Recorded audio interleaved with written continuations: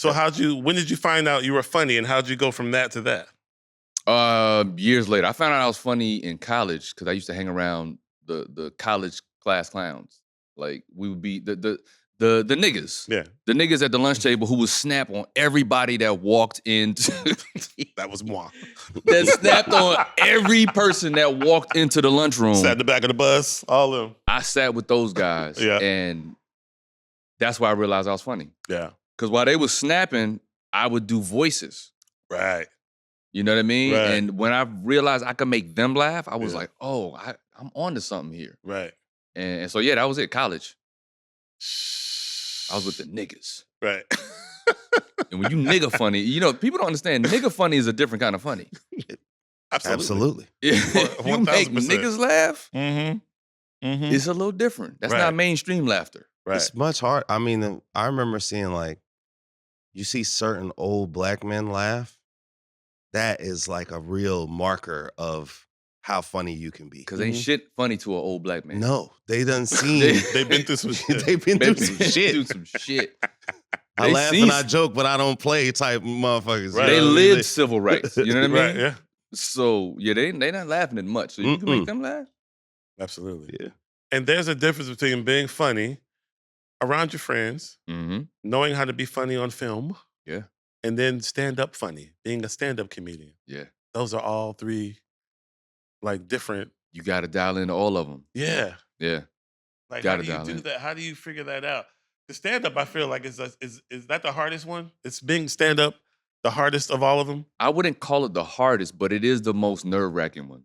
Because that's the one where you got to, there's no do-overs. You can't do take two on a stand-up show. Right. You got to get out there and get it right then and there. And the people who spent their hard-earned money, they want to make sure that they get their money's worth, that they get a laugh at. So yeah, in a sense, it's the hardest art form based on the immediacy of it all. Right. But the payoff is also as immediate if you're good. You're not waiting to edit this thing to put it out later and get the laugh. You're getting the laugh right there. Right. You know what I mean? Right. But I stay sharp at all of them because it's like, why not? Why not know how to write a 2-minute sketch? Mhm. Why not learn how to write a 30-minute to an hour-long TV show Mhm. or a film, hour and a half, 2 hours? Why not learn all the mediums and figure out all the different rhythms? It's like, as musicians, as a DJ, you got to read the room. As a DJ, you got to read the fucking room. So it may not be trap night that night. No. It may be neo soul. It may be Dilla night. It may be fucking Fuji's. You don't know. If I'm DJing, it's usually not trap night. Exactly. So you know what I'm saying. But you got to find those rhythms, Right. you know, of what works, Right. and just dig in, man. Right. Yeah, for sure. Dang. Can you tell us about your first stand-up? Oh my gosh. Did you kill? Did you bomb? No, I How'd it killed. go? I killed. That's the only reason I'm here today. If I would have bombed, I would have I would have jumped off the goddamn freeway somewhere. No, I killed. I actually killed in one of the hardest rooms in North Carolina. Is the Comedy Zone. Tuesday night was the night. It was the Black Night. Black Night. I'm talking about 425 seater.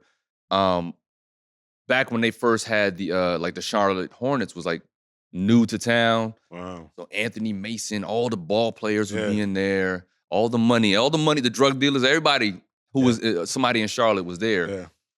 And every comedian came through. Right. Everyone, at the time, it was all the Def Jam comedians from JB Smooth, Earthquake, Monique, everybody, Bill Bellamy. Right. It was the place to be. Yeah. And the night I was there, Chris Thomas, the mayor of Rap City, the original mayor, I remember him. he was headlining. But yeah, my guy who was a barber, he had done stand-up there before, like just open mic.